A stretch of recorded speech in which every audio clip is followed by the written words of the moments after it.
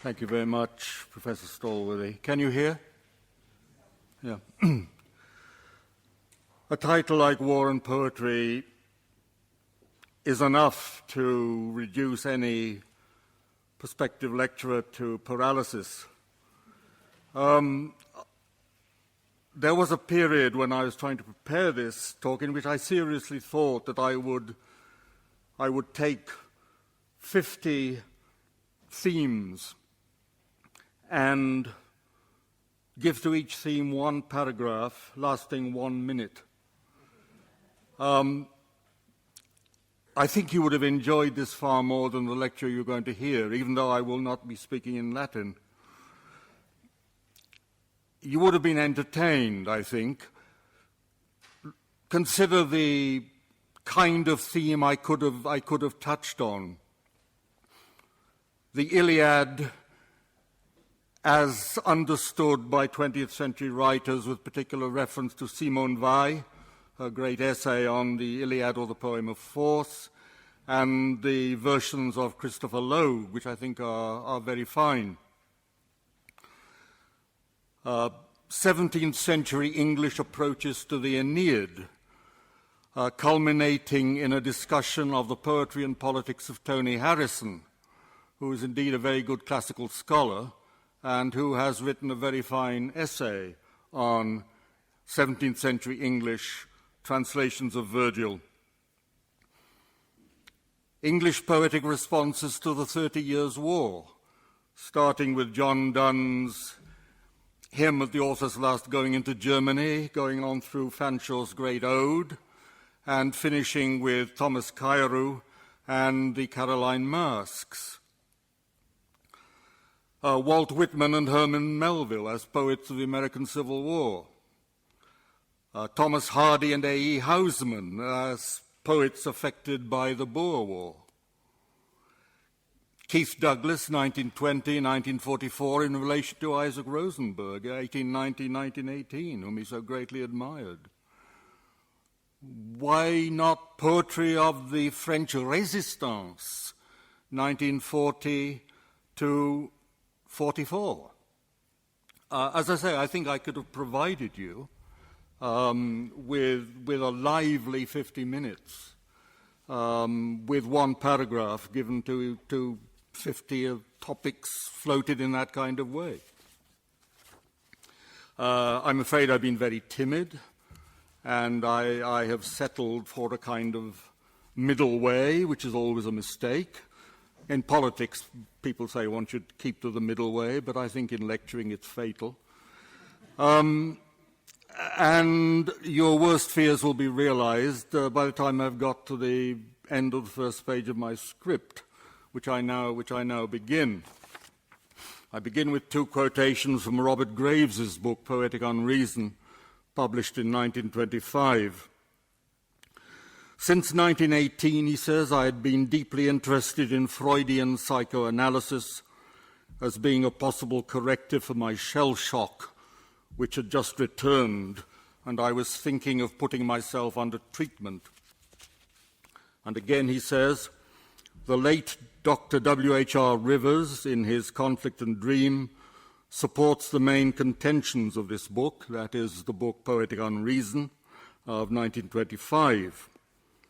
Rivers, as I'm sure you know, Rivers, the anthropologist and psychologist, had been on the staff of Craig Lockett Military Hospital, where both Graves and Owen received treatment for post-traumatic stress disorder, as it is now called. I have to say that the clinical assistance that Rivers was able to offer Graves in the attempt to come to grips with his creative process has always seemed to me neither insightful nor helpful. What matters is that Graves conceived it to be so. Moreover, the fundamental premise in Graves's approach, that poetry is in some way intimately involved in and expressive of psychic shock, mental conflict, is one that over the years has resulted in some significant poetry being written, and not only by Graves. It's a position I'm willing to explore in the sense that one may be said to explore or mine a stratum of possibility that might finally yield some distinct and positive result. Positive in the sense of demonstrable, not of looking on the bright side of life.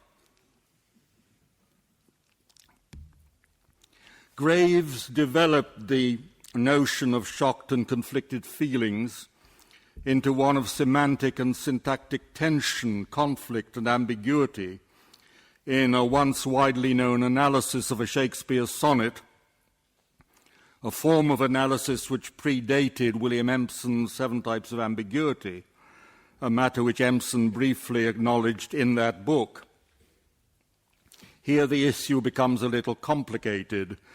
Bear with me, as my American dentist used to say before starting on root canal work.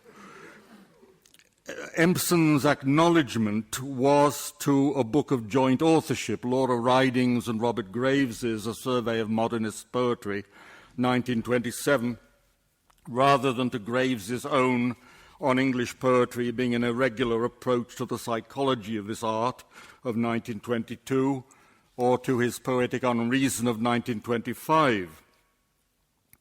The tortuous and at times acrimonious record of the business can be followed in pages 424 to 436 of selected letters of William Empson, edited Haffenden, Oxford, 2006.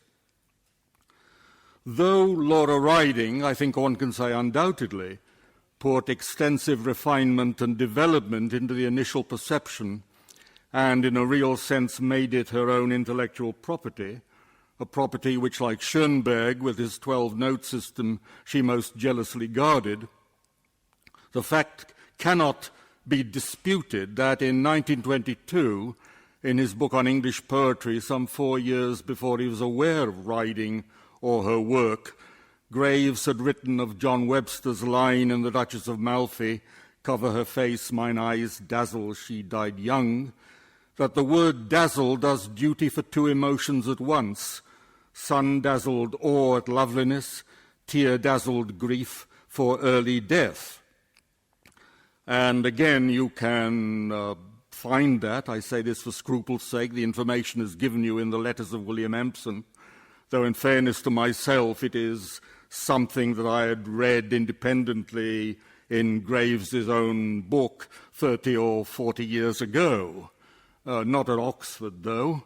At Oxford, I read Beowulf and Jane Austen.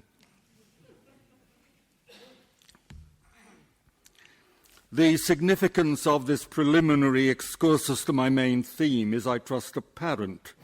It is that, notwithstanding the 3-person contention about the matter, and notwithstanding later refinements of process by Laura Riding, a critical method of analysis, overwhelmingly persuasive through the 1930s, 40s, and 50s, rawly originated in an ex-soldier poet's post-traumatic stress disorder, his clinical treatment, and his insight that there seems a profound connection between stress in the clinical sense and denotative and connotative stress in poetic rendering and structuring.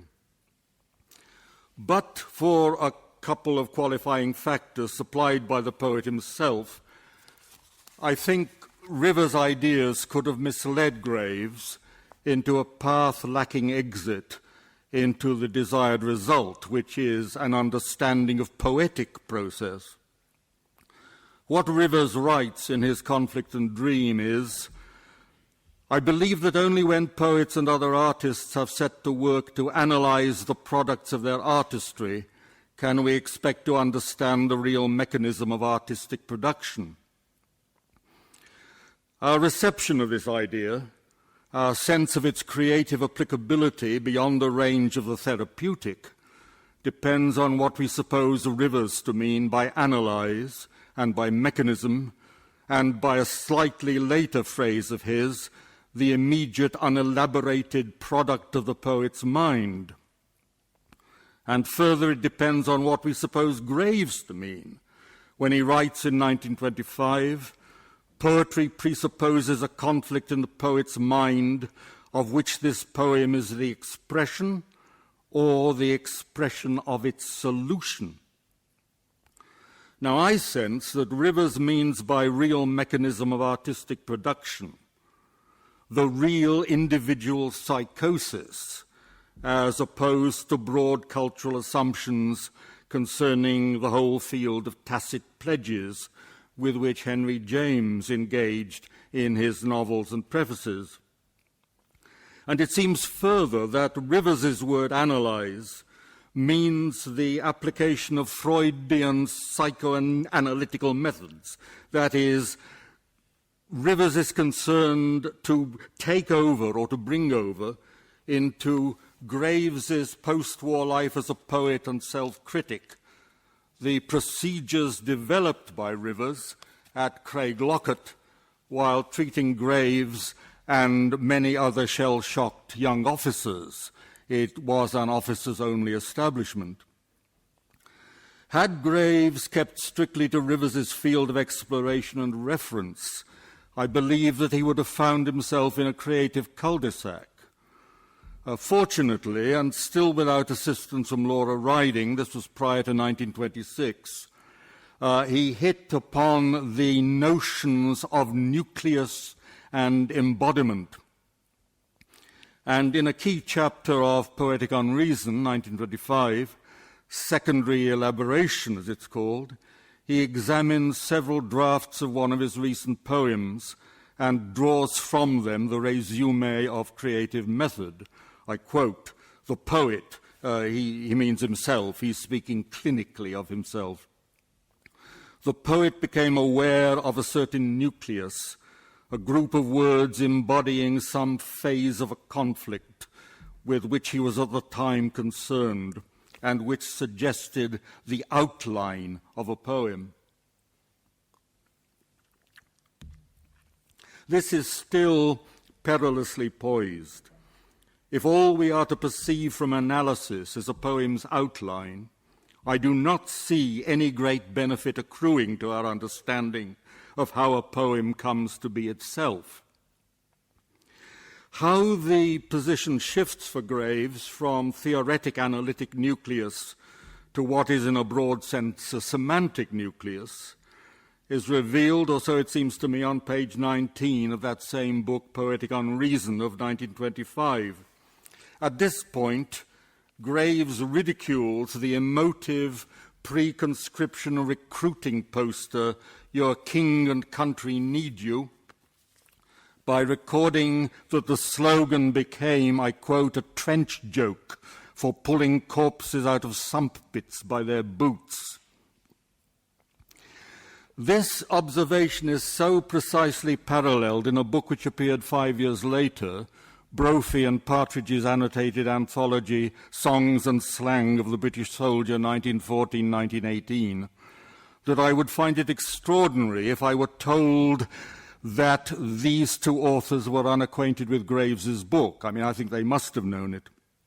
On pages 193, 194 of their first edition, we find, "But as time went on, the soldier began to produce his own sayings, even as he produced his own songs, to help him through his cataclysmic days.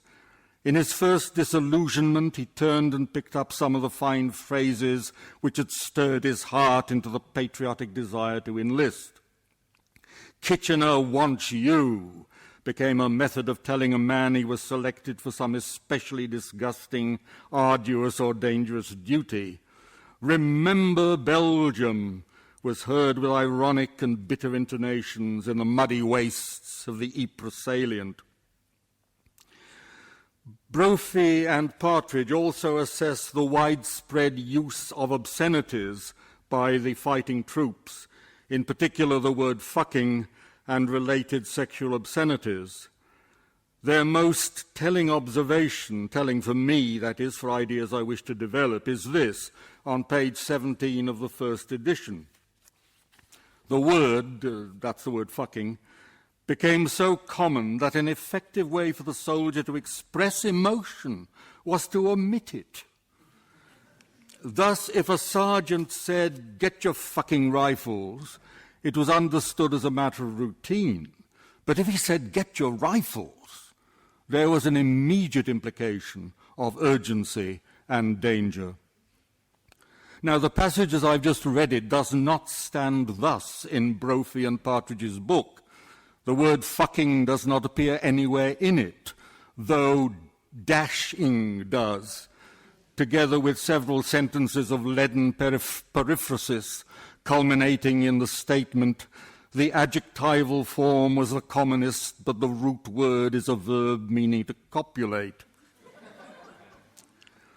The periphrastic way is also followed for a female genital organ, and the filthiest in origin of all three words, which, of course, as you will have realized, is the word bugger.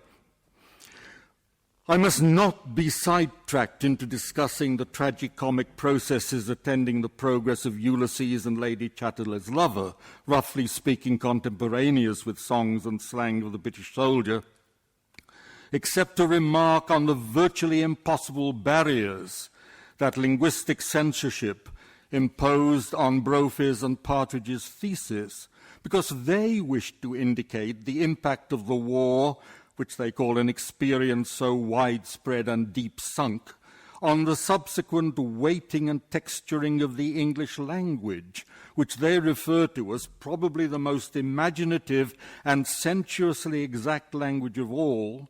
It is continually unfolding springs of metaphor within itself, but they cannot print the words that show as well the sensitive developments of this. And I would even suggest that, seen in the light of these remarks, what one can draw from Henry James's pre-war prefaces is likely to be of as much use to the poet's comprehension of stress as are the clinical writings of W.H.R. Rivers, greatly though I esteem him. I'm not saying that we are better as a society for having been made legally entitled to use gross sexual obscenities without fear of prosecution.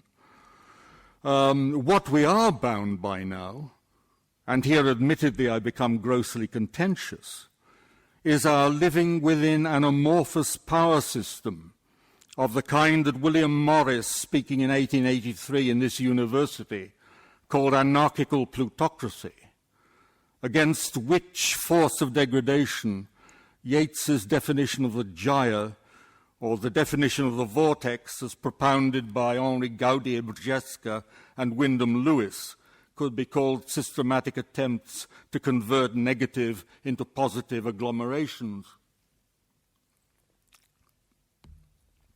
In the conduct of this particular argument, that is my argument here and now in this present lecture, I propose citing a sentence from yet another lecture originally delivered in this university by A.C. Bradley during his tenure of the chair of poetry in the first decade of the 20th century.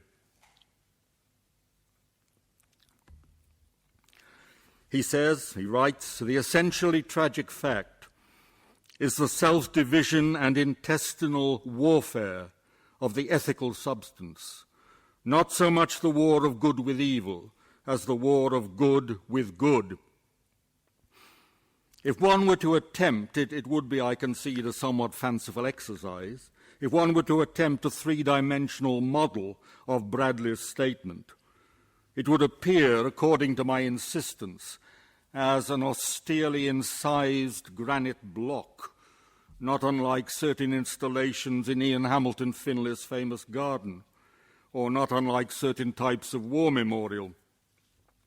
If one tried to find a three-dimensional representation of what William Morris means by anarchical plutocracy, even a gyre or a vortex would have too definite a shape, would seem, so to speak, too shapely. Bradley, it seems to me, sees the tragic fact as a fact, stony in its obduracy, shaped and mortised into a kind of mausoleum of the decencies, in which the keystone of the arch is a philosophical abstract from Hegel. I must emphasize that I intend nothing detrimental in so describing it. In my own pattern of the symbolic verities, the Bradley takes equal place with Yeats's gyres and with the vortex. I would describe in very similar terms David Jones's magnificent dedication to In Parenthesis, 1937, his book of oratory, recounting the events of one day in the Battle of the Somme, a dedication which both reads and appears on the page, printed in same-size capitals, as if intended to be incised in stone.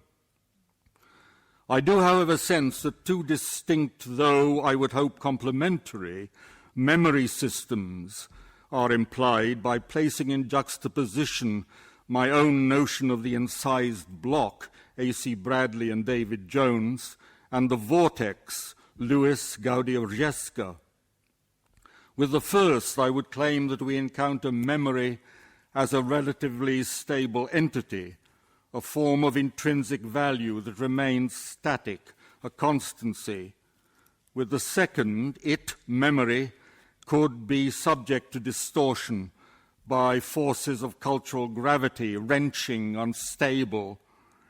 If the memorial dedication to In Parenthesis stands for the first, and I admit that I am playing fast and loose with your imaginative tolerance, the second is represented by sections of Wyndham Lewis's sole volume of poetry, One Way Song, 1933. The form of poetry that I might initially and rashly consider most necessary today, most likely to endure the frightful gravitational field of present chaos, might preserve the most telling features of both In Parenthesis and One Way Song, though it is possible that in suggesting this I overestimate the effectiveness of both works. Since we are discussing poetics directly and financial degradation indirectly, I am able to say that in my view, Bradley's vision of internecine conflict still has great value.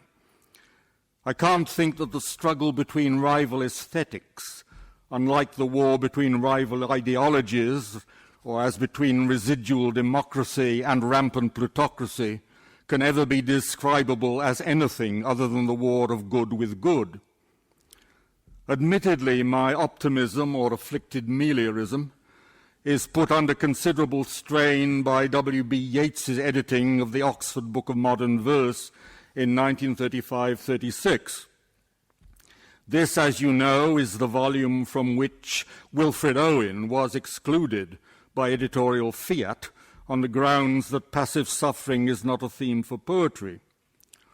In a letter to Dorothy Wellesley, whom he believed or affected to believe a major poet, Yeats amplified his motive for the considerable animus he displayed. When I excluded Wilfred Owen, whom I consider unworthy of the poet's corner of a country newspaper, I did not know I was excluding a revered sandwich-board man of the Revolution. However, if I hadn't known it, I would have excluded him just the same. He is all blood, dirt, and sucked sugar stick. Look at the selection in Faber's anthology called Poets, Bards, A Girl, a Maid, and talks about Titanic wars. There is every excuse for him, but none for those who like him. Revered sandwich board man of the Revolution in this particular context of Yeats' moral Mercator means someone who can be employed to advertise lefty pacifism. All in all, for Yeats and indeed the Yeats family, revolution was a bad thing to be kept distinct from such occurrences as rebellion and uprising, which were by and large, although painful to be encouraged, particularly when Irish. Thus we have Elizabeth Corbett Yeats's panache, her swagger of a colophon, to the Koala Press edition of the Spound Yeats' Certain Noble Plays of Japan. Finished on the 20th day of July in the year of the Sinn Féin Rising, 1916. It certainly has style, but my argument is tending to be suspicious of style. The distinction between words like revolution and rebellion as I see it, though you may say I see only what I wish to see, is not entirely unrelated to that sliver of difference between get your fucking rifles, which implies boredom and routine, and get your rifles, which suggests an imminent encounter with terror and death. I am attempting to say that words are warps of signification, embodying passions, and that poems must effectively deal with these as well as with the hostile passions that specifically target them. I am attempting to say that words are warps of signification, embodying passions, and that poems must effectively deal with these as well as with the hostile passions that specifically target them. Yeats thought historically in terms of gyres. As a literary critic, he possessed a Goss-like blockishness, as his introduction to his Oxford anthology reveals past him. I read Gerard Hopkins with great difficulty.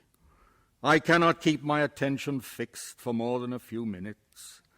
I suspect a bias born when I began to think. Even so, he is not wholly mistaken in what he says about Owen. Only the stuttering rifle's rapid rattle can patter out their hasty orisons. This is an atrociously bad couple of lines, dire in its note of pert applicability. The very last thing Owen needed to do at this point was onomatopoeia and alliteration. I cite Stravinsky's catty remark about Benjamin Britten's orchestration in War Requiem, his setting of words from Wilfred Owen and from the Latin Mass for the Dead. The drums of time sings the baritone, and boom, boom, boom go the obedient timpani. Stravinsky has a phrase for what Britten does here and elsewhere in that setting of Owen, a bounteous presence of literalisms. In providing his own presence of literalisms in these lines, Owen gave certain hostages to ill fortune, as all attempts in poetry, which intentionally or not, seem placed to catch the lazy eye or lazy ear, can be accused of doing.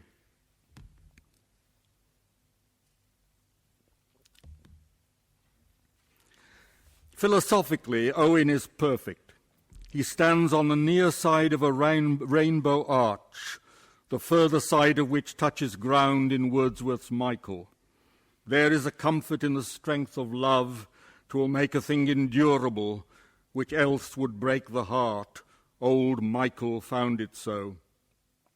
This grand sentiment is also the happy burden of those final letters from young Owen to his mother just prior to the attempt to launch an attack across the Sambre Canal in early November 1918, in which attempt he died. His poems, notably Insensibility and Spring Offensive, can indeed be seriously discussed on the same plane as Book 12, lines 250-277 of Wordsworth's 1805, The Prelude, lines about the innate dignity and intelligence of the inarticulate and ill-educated, or as the grandly elegiac final chapter of George Eliot's Middlemarch, part Threnody for Old Mistakes, part Aubade to the New Dawn. Why should technical hostages to fortune, as I call them, are you sure you can hear me at the back? Okay. Why should technical hostages to fortune, as I call them, be of concern if the sentiment is agreeable to our contemporary sensibilities? To make some attempt at tackling that hypothetical question requires me to refer once more to the Laura Riding Robert Graves' A Survey of Modernist Poetry, 1929, one of the earliest, if not the earliest, critical discussions to give due weight to the achievement of Isaac Rosenberg. The point I take up is on page 188, where they challenge the idea of inevitable progress in the arts. I quote, "In this case, with modernist poetry seen and applauded as a part of the movement of civilization, the demands made upon it as such would become intensified. A world of plain readers hungering for up-to-date poetry would turn poetry into one of the gross industries." To return upon A.C. Bradley's essentially tragic fact, supposing poetry to have metamorphosed into one of the gross industries, the tragic fact remains, in a sense, self-division and intestinal warfare of the ethical substance, but only in a sense, and in a sense where ethical substance does not describe a substance or even an essence, as Bradley at least partly believes it does. And we are contemplating not so much a riven block as a whirlwind. And if I, and here I become inexcusably Vatic, take it to heart that Morris's anarchical plutocracy is a term adequate to the conditions of 1883, as Bishop Jeremy Taylor's public discracy is a term adequate to the cataclysmic events of mid-17th century England, suppose I then try to envisage a poetry adequate not even to engage, but merely to survive such conditions. What would that poetry resemble?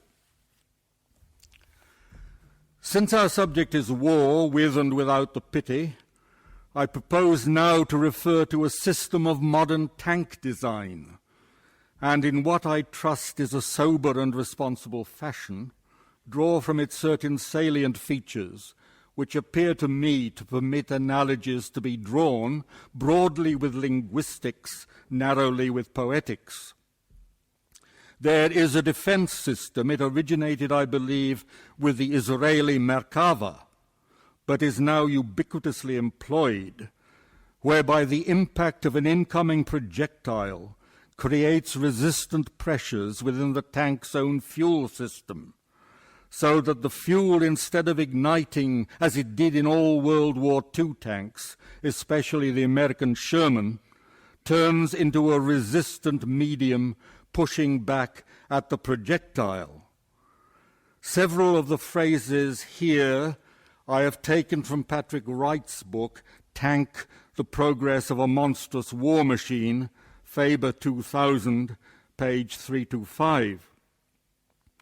Some who are professionally concerned with modern poetics envisage the typical modernist poem as an armored vehicle of the older World War II vintage, protected externally by vulnerable obscurantism, which can be broken to reveal what is left of a sensitive attitude.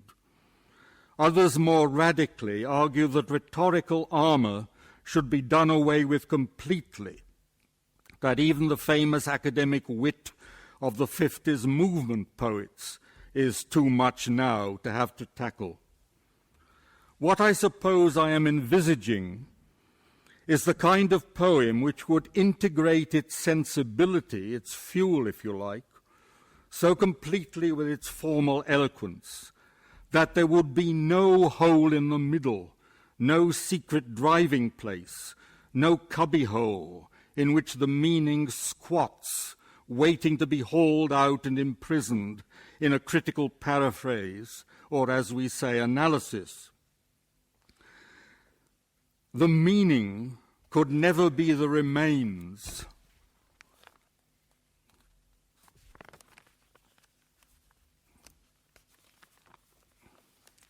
whatever the attitude, it would be entirely integrated in the texture.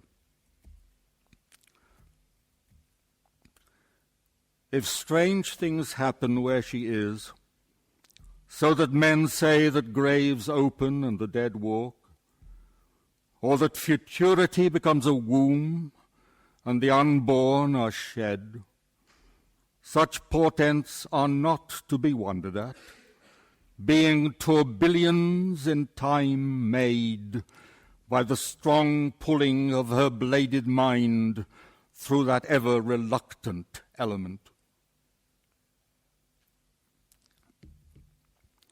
If strange things happen where she is, so that men say that graves open and the dead walk, or that futurity becomes a womb and the unborn are shed, such portents are not to be wondered at, being tourbillons in time made by the strong pulling of her bladed mind through that ever-reluctant element.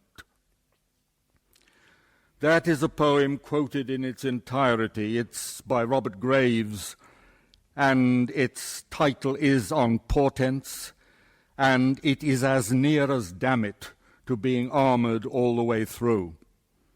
Ostensibly, it is about sexual power, probably the power exerted by Laura Riding on Robert Graves. In reality, it is like the majority, if not the totality, of fine poems about itself. The attitude is itself. It makes itself up as it goes along. I've seen no drafts. I'm speaking of the impact it makes. If you showed me drafts, it would make no difference to this assessment. How like Yeats I sound. Being tourbillons in time made by the strong pulling of her bladed mind through that ever-reluctant element. Tourbillon, from the French tourbillon, whirlwind, transferred sense, a whirling mass or system, a vortex, a whirl, an eddy, a whirlpool. First recorded use in this transferred sense, Steele in The Spectator, number 472. Each of them, the fixed stars, is a sun moving on its own axis, in the center of its own vortex, or tourbillon. And Graves's usage is noted in the OED entry as being of 1931. What Graves is using is the movement of and reaction of water to a marine turbine. As I've said, the attitude of Graves is not to be found dead in the seat of meaning after your critical laser missile has obliterated the obstruction of metaphor. Graves's attitude is the position of the poem, and the poem is simply itself. Every poem that profoundly moves us simply by being its eloquent self is simultaneously the strong pulling of the bladed mind, imaginative techniques, and that ever-reluctant element, experience as language. The poem is the tourbillon resulting from the interaction, and this is just as true of a Cavalier lyric, such as Lovelace's To Gratiana Dancing and Singing, or Robert Burns' I Fond Kiss, as it is of Yeats's The Second Coming, where, as John Stolworthy was the first to show, the materia poetica was peculiarly reluctant to take the strong pulling of the bladed mind, the creative semantic intelligence.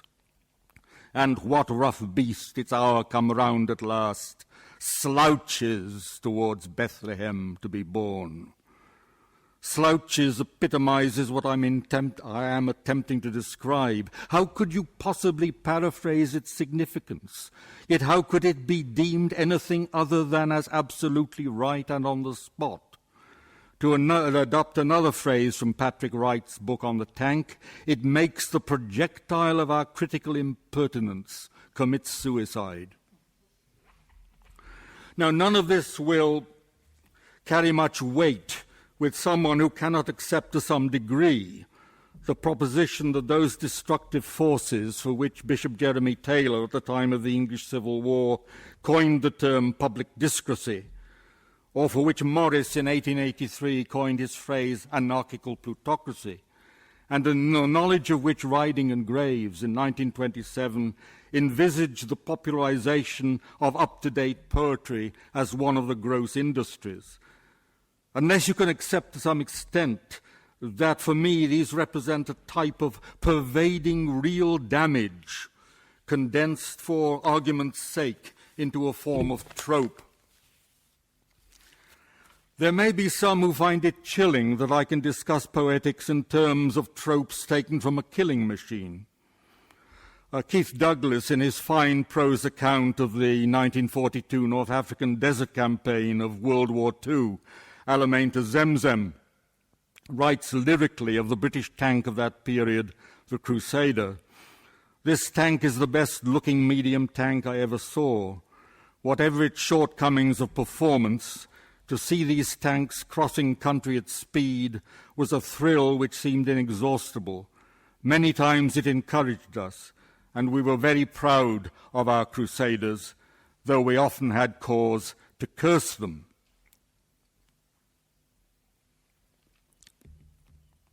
Notice here that the poetics are pure aesthetics. I'm not calling Douglas an aesthete. He was no more an aesthete than Rosenberg, whom he so admired and learnt from. But I'm saying that that particular pronouncement is pure aesthetics, divorced from function.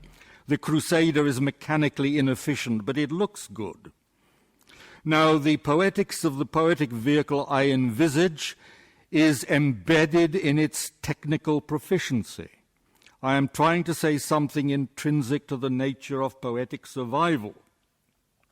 There is a battle behind the battle in this lecture, and it is to do with a state of things that in some previous centuries was termed the battle of the books. I find myself increasingly wary of a form of poetics in which the poem becomes a mere conveyor of received opinion, sometimes in kit form, which can be unloaded and reassembled, but only in a critical thesis. I am troubled when certain words or phrases, such as Owen's pity, become like canisters, which when opened away from the poem release, I won't say gas, but an atmosphere which it is recommended one breathes, in which, by a dire oxymoron, the poetry is in the pity becomes the equivalent of Skegness is so bracing. I am not happy in saying this. I am embarrassed to speak formally about war poetry at all, sitting in comparative comfort with a glass of wine and a good dinner awaiting me, making capital out of a record of men mutilated, burned alive, driven mad. But I repeat, the poetry had better not be in the pity, or it will not survive as poetry. Perhaps it doesn't survive. Perhaps even now it is only a concept, like contemporary international money. Perhaps it is, as it were, a plastic card.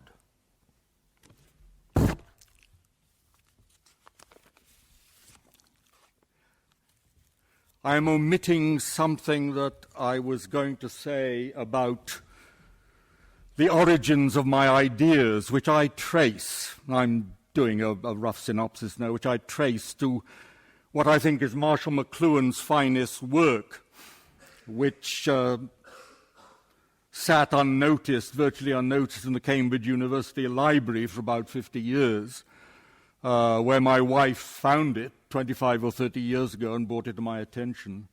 It was belatedly put into print in 2005 by a small American press. And I do think that it is his very best work. I'm leaping ahead to, as it were, a later scholar's synopsis of what McLuhan says about Thomas Nash, the Elizabethan prose writer, of course, as you know. So effectively does Nash's writing convey a sense of the intractable materiality of words and the unpredictable nature of his own stylistic enterprise, that we come to imagine him continually present, engaging even as we read with the animated unreliability of his own linguistic creations, the intractable materiality of words. Now, Wyndham Lewis, P. Wyndham Lewis, not to be confused with D.B. Wyndham Lewis, the great Wyndham Lewis, I'm sorry to say, just doesn't get it. To him, and I quote, Nash is a great prose writer, one of the greatest as far as sheer execution is concerned, and in that over-ornate, bustling field. Yet his emptiness has resulted in his work falling into neglect, which if you read much of him is not difficult to understand. His great appetite for words, their punning potentialities, along with the power of compressing them into pungent arabesques, is admirable enough to have made him more remembered than he is. But certainly some instinct in posterity turned it away from this too physical, too merely high-spirited and muscular verbal performer. He tired it like a child with his empty energy, I suppose. Now, a couple of phrases in what Wyndham Lewis says of Nash. As far as sheer execution is concerned, a power of compressing them into pungent arabesques shows how very nearly Lewis came to grasping that quality in Nash, which Lorna Hudson, the scholar I was quoting above, rightly calls a sense of the intractable materiality of words. And his failure matters because he is one of our greatest writers of the great war's aftermath, nonetheless with a frightful amount of energy running to waste in his writing. All his energy is in attack. He has no energy of defense, and is driven too often to depict himself as if he were a self-caricature, a monstrous clown, rather than a master of the world's clownishness. Where am I and what am I about? I suppose I'm about saying that a thoroughly Ramist period such as our own requires for its creative sanity a core of anti-Ramist writers, of prose as well as poetry, for whom the intractable materiality of words, the unpredictable nature of their handling of the material of vision, is for them the ordinary measure of their days. Now, if I were linguistically competent to assess the poetics of Velimir Klebnikov, 1885-1922, or supremely of Josip Mandelstam, or just possibly Paul Celan, 1920-1970, I would have what I am tempted to call my Merkava poets, my poets armored to resist the hostile thrusts. But you see, the drawback of my position is that it cannot admit of translation.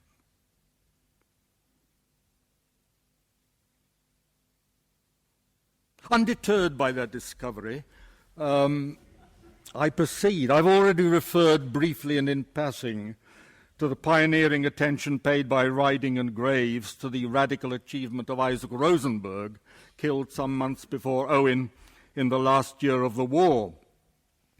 Riding and Graves say that he was one of the few poets who might have served as a fair challenge to sham modernism. A volume of his poems that appeared in 1922, edited by a well-known poet of the day, Gordon Bottomley, and with an introductory memoir by Lawrence Binion.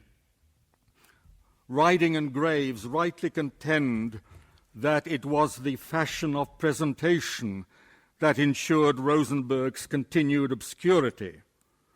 Binion, a man of immense goodwill, treated the exercise as an act of necessary piety towards a young man of promise killed in his country's service, and with allowances made for what Binion calls the immaturities of style and taste. Riding and Graves term Bottomley and Binion safe poets, with the innuendo that it is the recognized, though tacit, social function of safe poets to stifle the unsafe at birth, if necessary by heaping praises in such a way that all evidence of dangerous novelty is smothered by conventional pietisms. Rosenberg had taken the trouble to write to Bottomley circa June 1916, 2 years before he was killed, 6 years before the appearance of the memorial volume. People are always telling me my work is promising, incomprehensible but promising, and all that sort of thing, and my meekness subsides before the patronizing knowingness. It seems, therefore, a redoubled callousness subsequently to bury that work, along with its author, bright-eyed, thoroughly Jewish in type, as if the book as well as the man were in place in one of those beautifully tended imperial war graves commission plots in northern France and Flanders. Rosenberg's difficulty and challenge is that he absorbs our attack into the texture of his poetry, so that the poem itself, in addition to being its own eloquence, is also the record of our incomprehension. Take 4 lines from his verse play Moses, first published in 1916 as a pamphlet at the poverty-stricken author's expense. These days, you find it offered at around $3,000 and upwards by rare book dealers. It took Rosenberg great effort to find the £2.10 necessary to print 100 copies. The streaming vigors of his blood erupting from his halt tongue are like an anger thrust out of a madman's piteous craving for a monstrous, balked perfection. The streaming vigors of his blood erupting from his halt tongue are like an anger thrust out of a madman's piteous craving for a monstrous, balked perfection. What monstrous, balked perfection precisely? I don't know. What I do know, because the lines present the density of it, is that there is such a mental entity as perfection, like a tragic block, that it can be balked, frustrated, checked, thwarted, missed by error, that this failure is abnormal, outrageously wrong or absurd, that is monstrous, OED. The madman is mad either through the failure to find this perfection, his halt tongue, or else mad to have desired it in the first place, piteous craving. The writing is at once impersonal, objective. It works with etymologies that can now be looked up in the OED, as I have done, and intensely subjective, incomprehensible but promising, and all that sort of thing. The utterance is uncompromisingly itself, at first sight intractable to synopsis, and yet open finally to verbal analysis, and open, if not to us, then to the force fields of cultural shift and change. Rosenberg is actually much closer to being the poet of the Prelude, Book 12, lines 250, 277, than Owen is. Owen endeavors to speak on behalf of the inarticulate. Rosenberg comes thrusting up, and I think it's probably all right if that sounds phallic, from amidst the body of inarticulacy itself. And to recapitulate yet further, Rosenberg's language is indeed the ethical substance, at war partly with itself, partly with us. I don't have any great anxiety that what I've said may lead you to believe that poetry is best considered as a shamanistic practice. I do not regard it as the proper function of poetry to cast the runes or place spells on it. It's noticeable how at public readings, insecure poets attempt to recite in an enticing, hypnotic manner, and I wish they wouldn't. I do, however, concur with the late Martin Seymour Smith when he claims that words are not the same as the things or qualities they denote, while at the same time the words are themselves things, the mysterious doubles of what they denote. I would even add that Seymour Smith is less mysterious about the business than is Eliot's exposition of the catalyst in tradition and the individual talent. Seymour Smith's insistence is manifestly demonstrable. Eliot's is not. Eliot's catalyst remains within the sphere of alluring suggestiveness, whereas the 4 lines of Rosenberg that I've read to you are self-evidently what is to be declared. The words yield meaning readily to examination, but it is a baffled meaning. I've added to this issue, well, I've left it out, haven't I? So let's go on. Let me miss out another paragraph. The radical discovery of the Great War was its bafflement, by language as well as by the mathematics of mass killing. Much has been written in the past 40 or 50 years regarding the total incomprehension that came between the front fighters of all three main Western Front armies and the headquarters staffs, and even more destructively, families and home civics, town hall sentiments and the like. Right at the start, August-November 1914, civilian and military assumptions had been more or less the same, though there were notable exceptions to this overview. Charles Sawley in his letters, Rosenberg in his letters, and Rupert Brooke. Rupert Brooke, in a letter he wrote on his return from the abortive Antwerp expedition in late 1914, on which occasion he had been on the fringes of action. And that letter should be read by all who, as it were, place him in somebody who had not seen action. Of course, nothing of this appears in Brooke's Begloried Sonnets, the 1914 sequence, written at about the same time as the letter. And Sawley was in the main unable to work his prose intelligence into his poetry, and Sawley was killed in 1915, aged 20. But by and large, in August 1914, and for some time later, even perhaps up to about the point of the Somme debacle of July 1916, everyone in Britain and the British Expeditionary Force, the BEF, could describe what evil was. And even the intelligent Ford Madox Hoofer, later Ford, in a book published in 1915, subscribed to the opinion. Evil was Prussianism.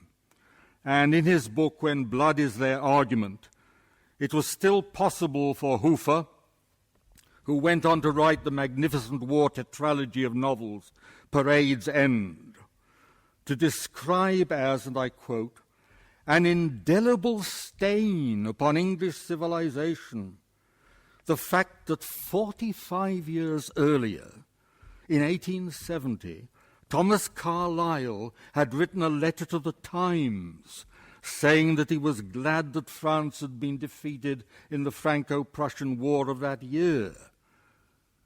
An indelible stain upon English civilization. A letter to the Times?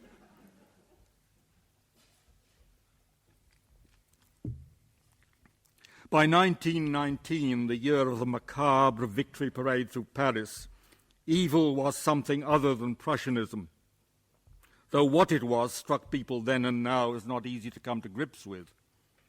It was something at once hyperactive and catatonic, amorphous yet capable of exerting particular pressure. Individual people suffered it doubly, both in themselves uniquely and as ciphers in a vast and indiscriminate mass.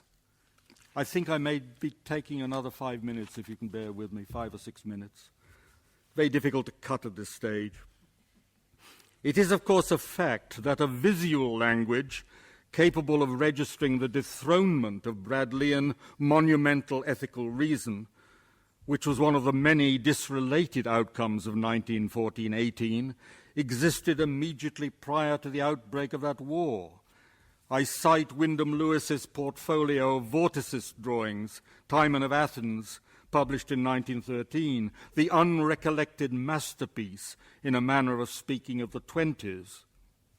I risk calling Wyndham Lewis the lost master orator of the 1920s, not only because of Timon of Athens, nearly a decade old by 1920, but also because of the 3 prose tracts which grew out of his war experiences: The Art of Being Ruled, 1926, The Lion and the Fox, 1927, a study of the hero in the plays of Shakespeare with particular reference to Coriolanus, and Time and Western Man, also 1927. And as I've already said, his single volume of poetry, One Way Song, which came out in 1933. Listen to these 4 lines. I sabotage the sentence With me is the naked word. I spike the verb. All parts of speech are pushed over on their backs. I am the master of all that is half-uttered and imperfectly heard. Return with me where I am crying out with the gorilla and the bird. I say lost master orator because he lost his potentially quite considerable audience sometime in the early 30s by a mixture of vanity, innocence, and bad tactics. As I've already remarked, all his energy went into attack. He had no energy of defense, except the fatal device of self-caricature. Rosenberg, had he not been killed in action in April 1918, would probably have been greater, more intelligent, with more energy of defense, which would allow him to open to circumstance in ways that Lewis could not permit himself to be open. Lewis's politics were of the right, so were the politics of David Jones, as were those of the author of Tarka the Otter and Salar the Salmon. So stood the political sympathies of Saunders Lewis, that fierce champion of Welsh nationalism. All four were old front fighters who'd come to believe that their true kinship was with the French and German front fighters, and that their natural enemies were to be found among the British, French, and German general staffs and the civilian profiteers of all three nations. But, I mean, you know this. It's been on the records for many years. Quote, "We know how in any struggle between individuals or groups, a great burden lifts when either side in that struggle, by gesture or utterance, admit some abstract excellence in the enemy whom it is their duty to oppose." David Jones wrote that in a too-little-known essay, Art in Relation to War, written during the middle years of the Second World War, 1942-3, revised 1946. It remained unpublished till 1978. An undated footnote in the published text records Jones's chagrin that when Winston Churchill paid tribute to Erwin Rommel's brilliant handling of the German Africa Corps in the Libyan-Tunisian campaign, Churchill's gesture was resented by ignoble minds in this country. This essay takes up in broader terms the complex simplicities or simple complexities of the magnificent dedication page to In Parenthesis, 1937, which reads as if to be incised on stone and can stand even by itself as one of the greatest utterances to come out of the Great War.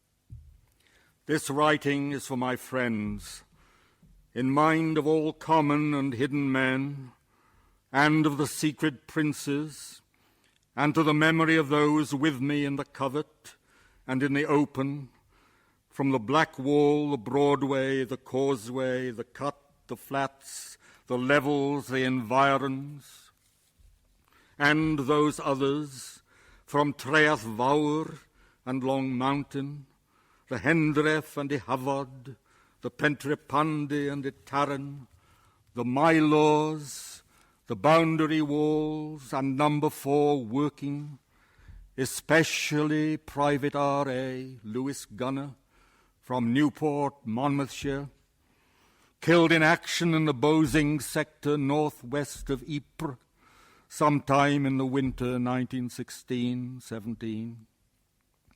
And to the bearded infantry who exchanged their long loaves with us at a sector's barrier, and to the enemy front fighters who shared our pains, against whom we found ourselves by misadventure.